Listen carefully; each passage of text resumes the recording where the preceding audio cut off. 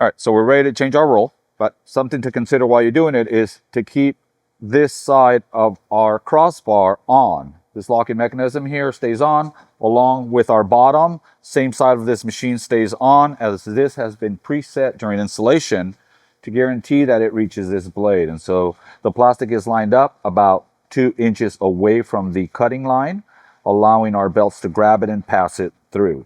And so if you do take this off, just set it back in position 2 inches away from that line, which will be set to where we set it when we install the equipment. Now we move on to actually cutting and setting this up with a new roll. Right across here using our ceramic blade. I'll swing this back. Whatever leftover you have on that roll, we'll keep it back. Now pull that, drop it, which releases the roll. And now I'm going to push this out to be able to remove the crossbar here. So we set it down. We make sure that we leave our left side on nice and tight and remove the right side. Leave it in that position. We will place our new roll in the same position as this one was in, which is feeding from the bottom, not feeding from the top, which would be over the top here. So feeding from the bottom, we'll take our crossbar, place it in the same position. Left side is locked in, our right side's going back on, and we'll spin it to find the right slot, lock it in, and tighten the knob.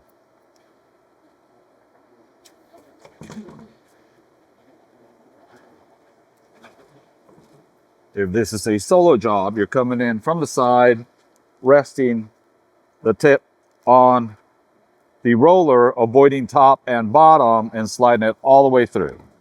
Now on the outside, you've got to get it through the slot there, that's in there, and now I can actually raise this up and lock it in place. Now, once again, I'm feeding from the bottom. I will feed from the bottom to my lever.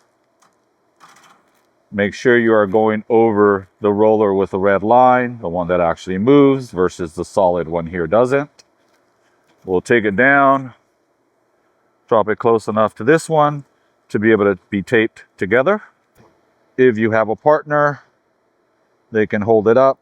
And if you don't, this would be the best way to do it. Go, let's get that up there. Let's line you up and let's tape you down. All right, so I put tape across the outside. I'm going to pull the bag out slightly so I can tape the inside as well. Get our tape on there. Now I can actually roll this back up.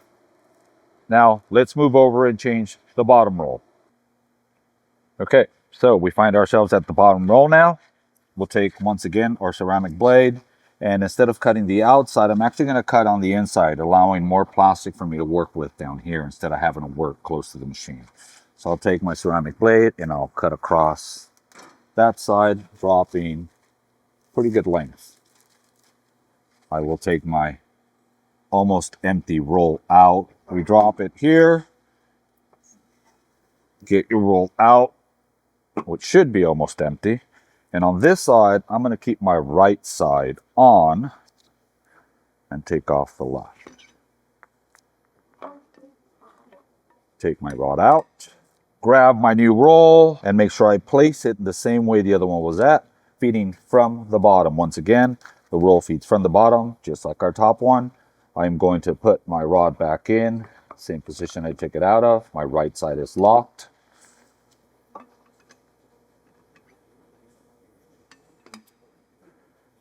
Can lock this side through the knob. Make sure that is locked. And drop it on the roll.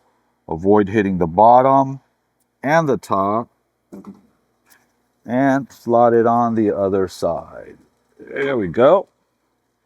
Now I can take this back up and our roll is back on the machine. Now I take my plastic, go from the bottom to that lever again. Feed this through, drop it there, and now we begin to tape. So we'll take a strip of tape here, get this plastic over that there. That's good enough. Now, or this. Give myself a little room to work with here, and I've got that tape being the backside. Simple packing tape is what we're using.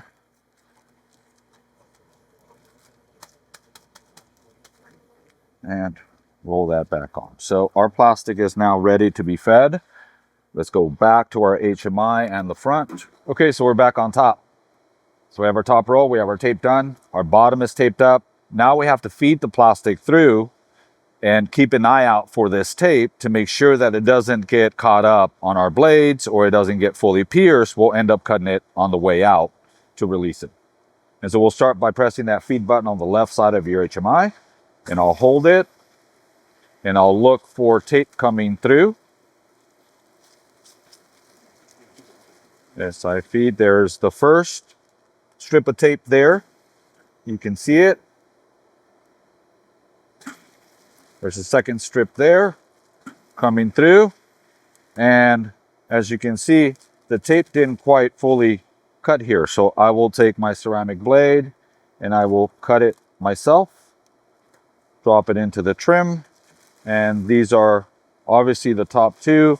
I'm waiting for another 2 strips of tape. There it is there.